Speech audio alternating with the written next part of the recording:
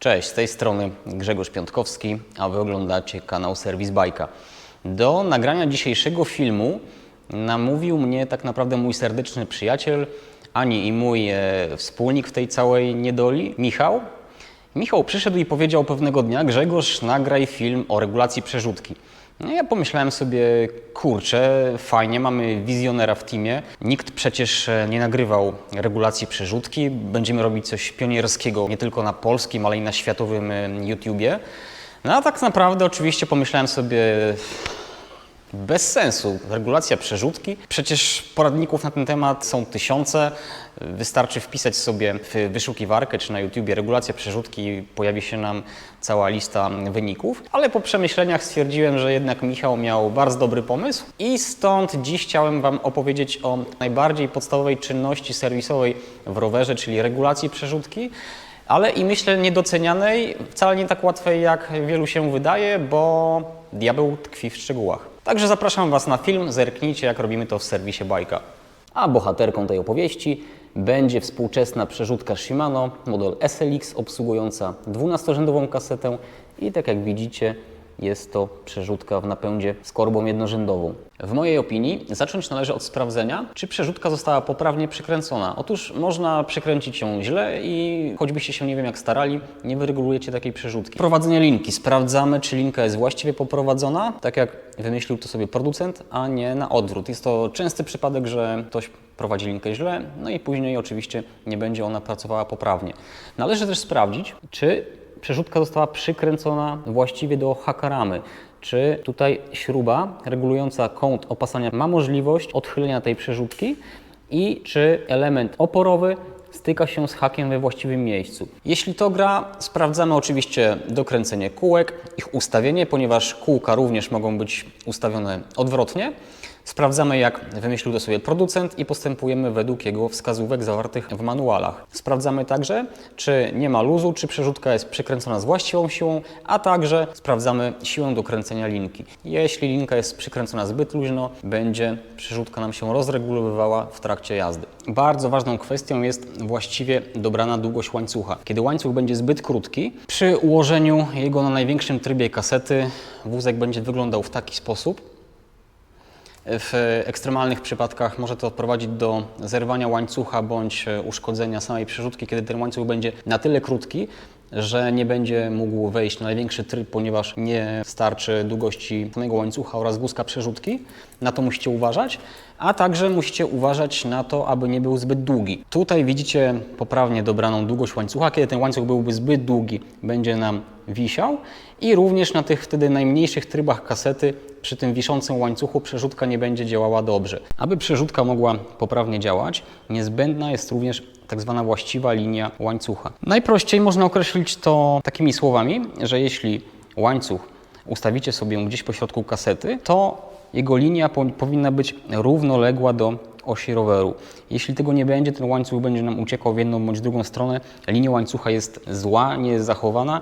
No i oznacza to m.in. szybsze zużycie trybów kasety, jak również zębatki w korbie. Może także generować problemy z regulacją przerzutki. Jak sami widzicie, jest wiele czynników, na które zwracamy uwagę. Wiele użytkowników przerzutek bardzo mocno napina sprzęgło, bądź jeździ z fabrycznie wyregulowanym sprzęgłem, a w przypadku przerzutek Shimano, w mojej opinii, to sprzęgło jest zdecydowanie zbyt mocno napięte. Aby je poprawnie wyregulować, w niektórych przerzutkach tutaj znajduje się taki gumowy przepust, który otwieramy, wkładamy klucz imbusowy i możemy sobie ustawić właściwą siłę napięcia. Jeśli tego nie mamy, odkręcamy te 3 śrubki. Po wykręceniu naszych śrubek demontujemy osłonę i jak widzicie trafiamy do serca sprzęgła. Sprzęgło regulujemy tą śrubą, ale są też sprzęgła w przerzutkach Shimano na klucz płaski. Wówczas będziecie potrzebowali specyficznego narzędzia, które wygląda w ten sposób i tym właśnie kluczem płaskim regulujecie wówczas siłę, z jaką zaciska się sprzęgło. W tym przypadku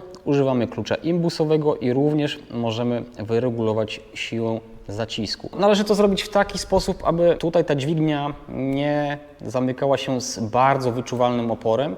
Ona ma dochodzić tak naprawdę tutaj do końca dość lekko. Oczywiście musimy skorelować to również z tym, aby wózek przerzutki miał to napięcie. Jeśli zbyt mocno poluzujemy śrubę, to ten wózek będzie nam tańczył na wybojach, a on tak naprawdę przecież ma być zablokowany. Natomiast kiedy to sprzęgło jest zbyt mocno napięte, wówczas kiedy naciskamy manetkę, ona pracuje z oporem, przerzutka również pracuje z oporem i mamy takie wrażenie, że coś jest zatarte, coś jest źle wyregulowane. Pamiętajcie, że moje uwagi dotyczą przerzutki Shimano, ponieważ przerzutki dla przykładu SRAMa mają swoje pewne bolączki. O przerzutkach SRAMa powinienem nagrać tak naprawdę osobny film. Jeśli będzie potrzeba, będziecie tym zainteresowani, oczywiście ja taki film Wam nagram. Także w tym filmie zdecydowanie zajmujemy się przerzutkami Shimano, chociaż oczywiście regulacja posiada niemalże wszystkie elementy wspólne, ale pewne niuanse należy wyjaśnić właśnie w przypadku przerzutek SRAMa. Jeśli będziecie chcieli, ja taki film Wam nagram i o tym wszystkim opowiem. Jeśli sprzęgło będzie źle wyregulowane, znaczenie będzie miało, czy podczas regulacji, ale także podczas zmiany biegów będzie włączone czy wyłączone, ponieważ przy włączonym sprzęgle przerzutka będzie pracowała ciężej i być może będzie wymagała korekty naciągu linki. Dlatego zwracajcie na to uwagę. Ja w tym przypadku pokażę Wam, jak reguluję przerzutkę z włączonym sprzęgłem. Pamiętajcie, że sprzęgło również należy poddawać okresowej konserwacji, czyszczeniu i smarowaniu. Nie smarujemy oczywiście wszystkich elementów, tylko działamy według ścisłej instrukcji Shimano. Jeśli będzie potrzeba, ja taki film odnośnie serwisu sprzęgła również Wam nagram. Często jest tak, że próbujecie wyregulować przerzutkę, a linka jest tak zatarta, tak zaś nie działa, że ta regulacja tak naprawdę nie będzie możliwa, ponieważ przerzutka nie będzie reagowała właściwie na ruch cyngli manetki. Pamiętajcie, jeśli macie jakiekolwiek wątpliwości odnośnie stanu Waszych pancerzy, najlepiej odkręcić linkę, wysunąć ją wraz z pancerzem z przerzutki i poruszając ją ręką, przesuwając w pancerzu pomiędzy tutaj tym odcinkiem ostatnim, a odcinkiem przy manetce sprawdzacie płynność działania. Jeśli linka pracuje ciężko z oporami, jest to wyraźny znak, że należy wymienić cały zestaw na nowy. Kolejna rzecz, sprawdzamy, czy hak ramy jest prosty.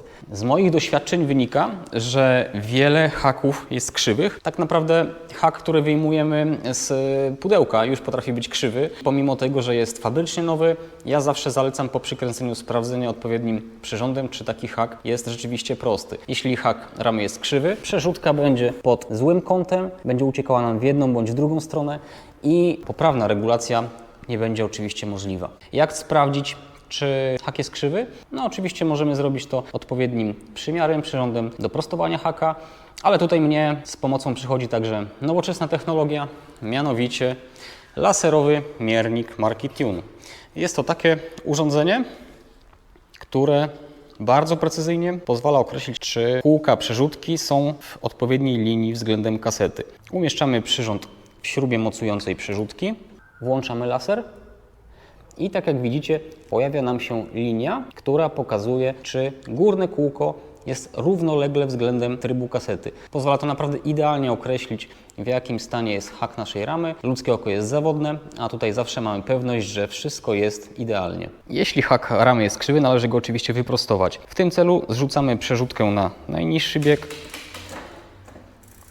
i odkręcamy ją od haka. Możemy złapać pantograf przerzutki ręką i troszkę go odsunąć, co pomoże nam na jej łatwiejsze odkręcenie.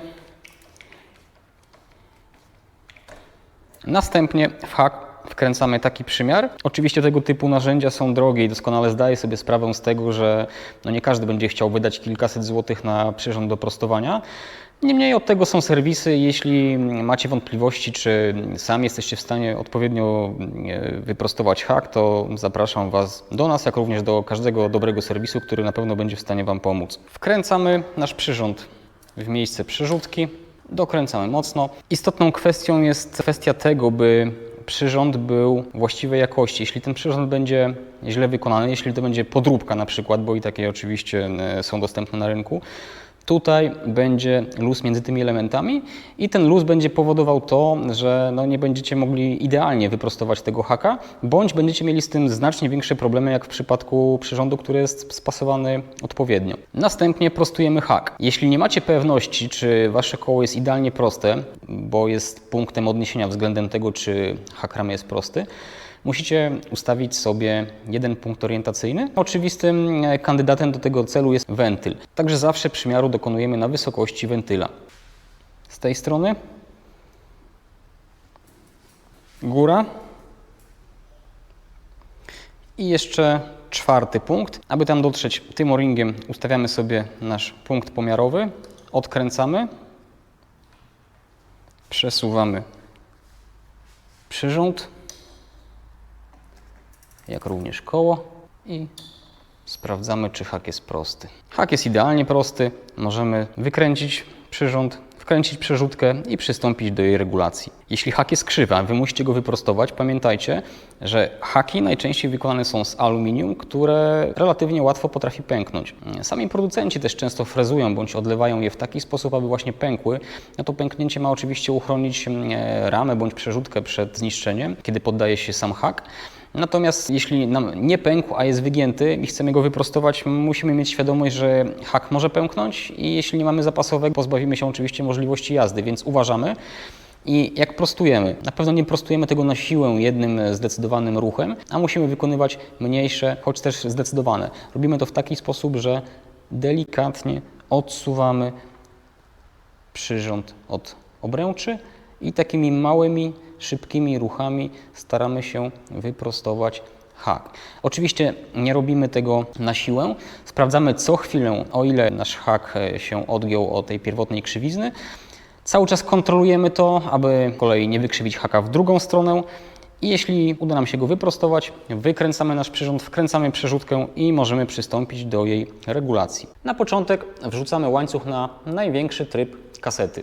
I teraz musimy sprawdzić poprawność ustawienia tak zwanego zakresu. Do tego celu służą dwie śrubki regulacyjne. One są podpisane jako L i H, czyli high i low. Low odpowiada za tak zwaną wolną jechankę, czyli kiedy używamy największego trybu kasety, poruszamy się wolno. High odpowiada za szybkie tryby kasety, za wyższą prędkość, którą możemy generować, czyli najmniejszy tryb naszej kasety. W tym przypadku, gdy ustawiliśmy sobie przerzutkę na największy tryb, używamy śrubki z literką L. W przypadku przerzutek Shimano producent użył tutaj śrubek na klucz imbusowy 2 mm. Jest to mały klucz, łatwo obrobić gniazdo, więc należy używać precyzyjnego narzędzia. Ja korzystam z klucza Parktool DHD2, który posiada końcówkę wykonaną CNC. Jest bardzo precyzyjny, długi i możemy łatwo nim operować. Ta śrubka jest przeznaczona do obsługi największego trybu kasety. Wkręcając bądź wykręcając, przesuwamy górne kółko naszej przerzutki. Musimy ustawić zakres tak, aby górne kółko było idealnie pod największym trybem kasety, aby przy wrzucaniu tego największego trybu kółko nie mogło przesunąć się w kierunku szprych, ponieważ łańcuch spadnie nam poza kasetę. Czyli tak naprawdę jest to ogranicznik wychyłu tego wózka. Ustawiamy go tak, aby w momencie, gdy naciskamy manetkę, tak jak gdybyśmy chcieli wrzucić jeszcze dalej poza ostatni tryb kasety, aby w tym momencie naciskania tego klawisza tutaj pantograf nam się nie ruszał. Ja teraz zamarkuję Wam takie złe ustawienie, czyli wykręcę tutaj śrubę regulatora obsługującą największy tryb kasety i kiedy będę chciał wrzucić największy tryb kasety, zrobię to bardzo delikatnie, żeby łańcuch nie spadł, ale spójrzcie, wrzucam. Przerzutka wprowadziła łańcuch na ten największy tryb, ale w momencie, kiedy ja sobie ten klawisz docisnę, spójrzcie, co stanie się z pantografem, on jeszcze troszkę się przesunie w kierunku szprych. Być może nie jest to duży ruch, mam nadzieję, że widać go było na kamerze. Jeśli nie, uwierzcie, on istnieje. Taki ruch może spowodować, że łańcuch spadnie poza tryb kasety. Dokręcamy z powrotem nasz regulator. Tak, aby tutaj przy próbie jak gdyby wrzucenia tego nadbiegu, czyli przejścia łańcucha za kasetę, pantograf przerzutki nam się nie poruszał. Kiedy ustawimy zakres? Kolejna bardzo ważna rzecz, a tak naprawdę moim zdaniem najważniejsza, kluczowa w przypadku regulacji tylnej przerzutki, mianowicie bardzo często pomijana śrubka, tutaj ta, regulująca kąt opasania kasety. Jednym słowem jest to śrubka, która odchyla bądź przybliża nam górne kółko do kasety. I tak naprawdę, aby przerzutka działała perfekcyjnie, górne kółko powinno być jak najbliżej największego trybu kasety.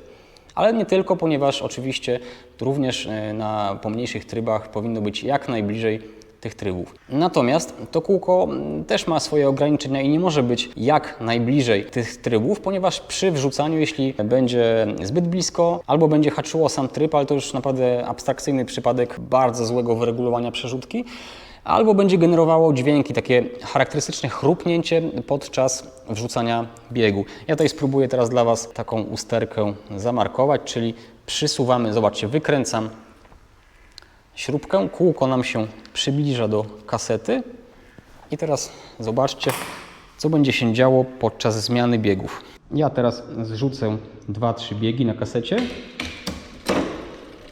i teraz podczas wrzucania usłyszycie takie charakterystyczne chrupnięcie. Zrzucam, wrzucam.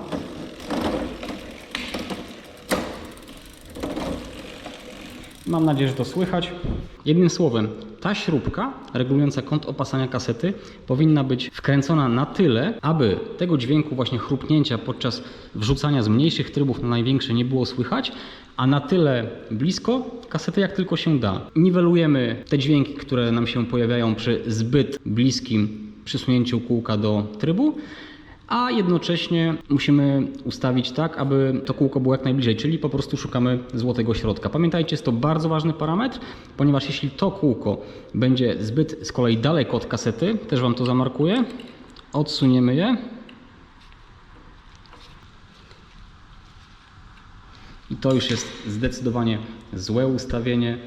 Kółko jest za daleko od kasety, to przy zrzucaniu, właściwie przy pracy przerzutki na niższych trybach, to kółko będzie coraz dalej od nich i również nie będzie mogło to kółko odpowiednio prowadzić łańcucha, odpowiednio go zrzucić, jak i wrzucić na sąsiadujące ze sobą koronki kasety. Dlatego pamiętajcie, jest naprawdę bardzo istotny parametr. Następnie zrzucamy łańcuch na najmniejszy tryb kasety.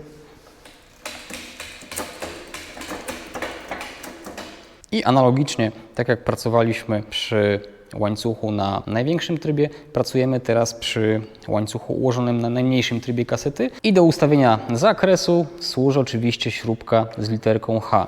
I tutaj analogicznie działamy w taki sposób, aby górne kółko było w idealnej linii z najmniejszym trybem kasety. Musi znajdować się dokładnie pod nim. Gdy wkręcam, widzicie, wózek przerzutki się przesuwa. Gdy wykręcam, przesuwa się na zewnątrz roweru. Ustawiamy tak, aby wózek również nie mógł zrzucić łańcucha poza oś kasety, ale też tak, aby nie był zbyt blisko większego trybu, ponieważ pojawi się denerwujące terkotanie.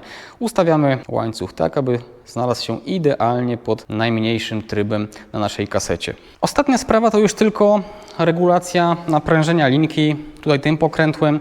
W niektórych przerzutkach pokrętło może znajdować się także tutaj. Klikamy, robimy jedno kliknięcie i łańcuch powinien nam teraz idealnie wejść. Jeśli robi to z opóźnieniem, delikatnie wykręcamy regulator. Delikatnie, czyli dosłownie o ćwierć obrotu. Zrzucamy i sprawdzamy raz jeszcze. Kliknięcie. Zmiana biegów jest doskonała. Kliknięcie. Zrzucamy. Kliknięcie. Świetnie. Jednym słowem, wykręcając to pokrętło, przesuwamy przerzutkę w górę. Wkręcając, popuszczamy linkę i przerzutka wędruje w dół. Nie dotyczy to przerzutek z odwrotną sprężyną, ale jako że to są w tym momencie stare rozwiązania, chociaż sam na takim jeżdżę, myślę, że raczej się z nim nie spotkacie. A jeśli się z nim spotkacie, wówczas po prostu wykręcanie tego pokrętła będzie powodowało, że przerzutka będzie schodziła w dół, a wkręcanie będzie powodowało, że przerzutka zacznie przesuwać się do górnego trybu kasety. Częstym błędem popełnianym przez początkujących jest zbytnie wykręcenie tego regulatora, że wygląda to w taki sposób, że regulator wychodzi niemalże do samego końca. Dalej kręcimy i tak jak widzicie, regulator nam wypadł z manetki, jest pod kątem i często potem wkręcając go gdzieś podczas jazdy, wkręcamy go pod tym kątem, uszkadzamy gwint wewnątrz manetki i robi nam się problem. Dlatego, gdy regulujemy przerzutkę, wkręcamy regulator do samego końca, odkręcamy linkę, linka jest luźna, wykręcamy regulator o 1-2 obroty, dokręcamy linkę i dzięki temu mamy teraz możliwość nie tylko wykręcenia, czyli wyciągnięcia tej linki, napięcia jej dodatkowego, ale też wkręcenia, co pozwoli nam regulować przerzutkę w obu zakresach. Te wszystkie elementy, o których Wam opowiedziałem, kiedy będą zastosowane, pozwolą na idealne, naprawdę idealne wyregulowanie przerzutki. Być może prosto to brzmi, być może brzmi trudno, natomiast moim zdaniem perfekcyjne wyregulowanie przerzutki wymaga długiej praktyki, długich ćwiczeń. Nie da się tego wszystkiego oczywiście zrobić idealnie na początku, ale praktyka czyni mistrza i myślę, że według tego poradnika będziecie mogli osiągnąć tę perfekcję. Ostatnia uwaga, tak jak widzicie, ja tutaj działałem sobie na stojaku, natomiast jeśli właśnie takiego stojaka używacie, zawsze etapem końcowym powinna być jazda testowa, ponieważ podczas jazdy w terenie rower działa zupełnie inaczej, szczególnie w przypadku fulla. Czasami jest tak, że podczas ugięcia wahacza przesuwają się nam pancerze, inaczej napinają linkę, i już przerzutka potrafi zupełnie inaczej reagować na ruch cyngla manetki. Dlatego pomimo regulacji na stojaku, nawet jeśli wszystko działa perfekcyjnie, pamiętajcie, że jazda terenowa, testowa jest po prostu w tym przypadku nieodzowna. Ważna rzecz, przerzutka jest oczywiście urządzeniem mechanicznym i wszystkie osie obrotu muszą być utrzymywane w nienagannej czystości. Jeśli jeździcie dużo w błocie czy zimą w solance, która jest naprawdę zabójcza dla wszystkich elementów mechanicznych, musicie bardzo dbać o ten podzespół. Kiedy przerzutka będzie zatarta, te wszystkie czynności, o których Wam opowiedziałem, nie zdadzą się na nic, ponieważ nie będziecie mogli je właściwie wyregulować. A jak dbać o te elementy pantografu? My osobiście w serwisie Bajka używamy chemii amerykańskiej marki Finish Line, na pewno ta marka jest Wam znana i produkty tejże marki być może w momencie oglądania tego filmu możecie już kupić u nas. Jeśli nie, będziecie mogli to zrobić lada moment. A wybraliśmy tę markę dlatego, że sami jej używamy i nie chcielibyśmy tak naprawdę sprzedawać czegoś, czego nie lubimy i nie możemy tego polecić.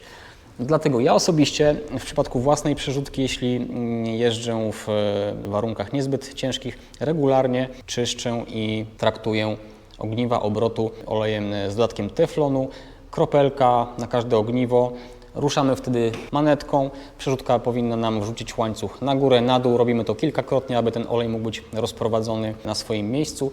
Jeśli warunki były cięższe, jest trochę więcej zabrudzenia, możemy użyć tego samego oleju, ale w sprayu. Pozwoli to na szybsze i łatwiejsze wniknięcie w zakamarki. Natomiast do przerzutek takich już bardzo, powiedzmy to wprost, zarżniętych, zajechanych, możemy użyć takiego preparatu pod nazwą Chilzone. I jest to preparat, który usuwa rdze, a jednocześnie smaruje. Używamy na koniec jeszcze Finish Line'a Extreme Fluoro. Jest to smar stały, który dokładnie uszczelnia każde ogniwo obrotu, jak również idealnie nadaje się do manetek. Dlatego pamiętajcie, aby regularnie czyścić, smarować Wasze przerzutki, ponieważ jeśli tego nie robicie, to samo tyczy się manetki. Jeśli tego nie robicie, to te wszystkie informacje na temat regulacji, o których Wam teraz mówię, pójdą na nic. To wszystko na dziś. Michał, dzięki za fajny temat na film. Wam również dziękuję. Widzimy się w serwisie Bajka, widzimy się w kolejnym filmie na YouTubie. A jeśli ten Wam się spodobał, zalajkujcie proszę, skomentujcie i subskrybujcie nasz kanał. To pomaga nam go rozwijać i trafiać do szerszej liczby odbiorców. Dzięki, cześć, trzymajcie się i do zobaczenia. Hej!